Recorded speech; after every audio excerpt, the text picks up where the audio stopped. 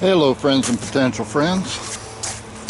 My friend Michelle over at Michelle in the Meadows channel put together a Vego bed and a Birdie bed, and one of the problems that she found in particular on the Birdie bed was that when she put on the trim around the top, she ran it all the way around, cut off the excess, and then a few weeks later she found that the trim had kind of shrunk a little bit and formed a gap.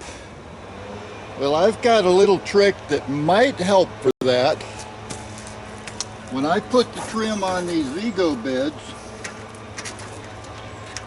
I always start with one of the spots where it's overlapped, and then as I run the trim around and pushing it back towards the part that's already been hooked on. That way, instead of having any slack or whatever, and as the summer heat builds up on this stuff and it kind of tends to shrink a little bit, it's got a little bit more give in it than it would if you just stretched it out as you put it along.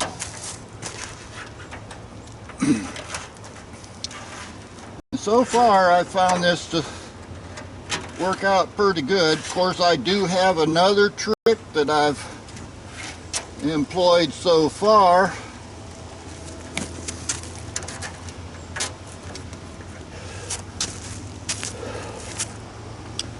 And that trick is,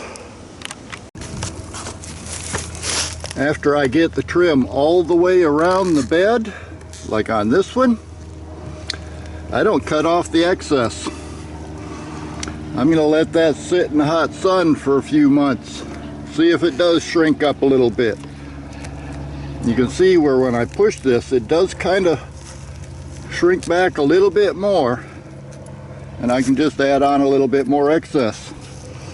And eventually, when I'm satisfied that it's not going to shrink anymore, then I can go ahead and cut off the excess.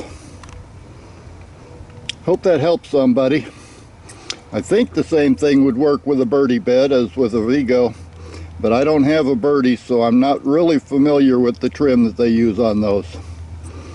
But give it a try, might help out. I'll see you next time.